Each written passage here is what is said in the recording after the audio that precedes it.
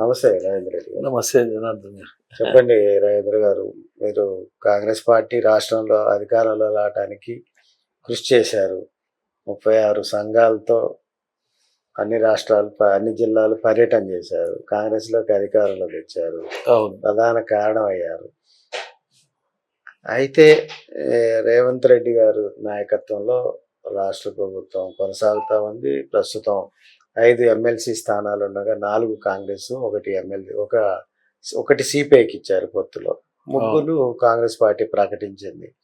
మొత్తంగా OC candidate అనేది లేకుండా ప్రకటన అనేది జరిగింది. ఏ విధంగా చూడాలి? ఇప్పుడు కాంగ్రెస్ పార్టీ యాక్చువల్గా ఏమంటారంటే ఇది ఓసీల పార్టీ, తర్వాత రెడ్ల పార్టీ అనేది ఒక ముద్ర ఉన్నది. సరే, అవునన్నా కాదన్నా అయితే మనం అది వాస్తవం కూడా, అదే ఒకటి ఉన్నది కూడా.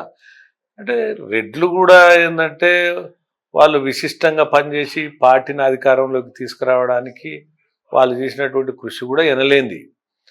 కాకపోతే అంత మాత్రాన మరి రెడ్లే అధికారం ఉంటే ఎట్లా? సామాజిక న్యాయం కూడా కావాలి కదా.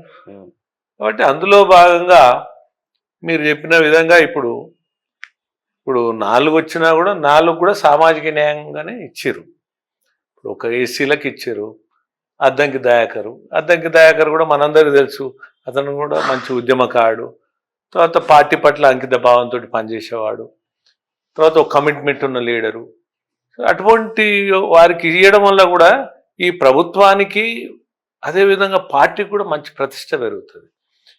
ఎందుకంటే రాజకీయం అంటేనే డబ్బులతో ముడిపడి ఉందనేటువంటి భావన వస్తున్నటువంటి ఈ క్రమంలో మీరు చూడండి, అద్దంకి ఇవ్వడం అంటే నిరుపేదే. ఒక మాటలు చెప్పాలంటే అతనేం ధనవంతుడు కాదు, శ్రీమంతుడు కాదు.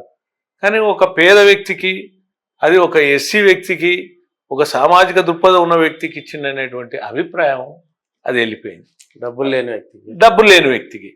అట్లనే మీరు చూడండి ఎస్టీలల్లో కూడా శంకర్ నాయక్.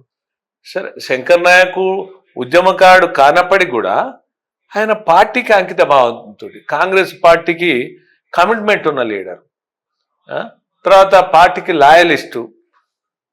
అటువంటి వాడు యువకుడు, తర్వాత చిన్నప్పుడే జెడ్పీటీసీ, ఎంపీపీ ఇవన్నీ పదవులు కూడా అనుభవించాడు.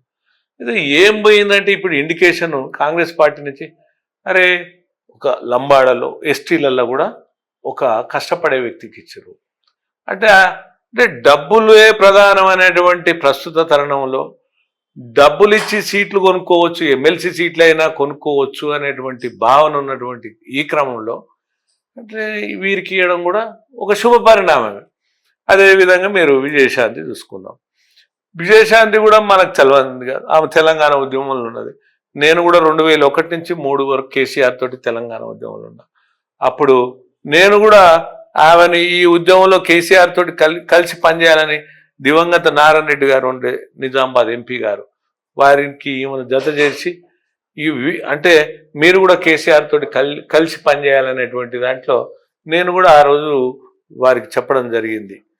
అంటే ఆమె కూడా డైనమిక్ లీడర్ విజయశాంతి.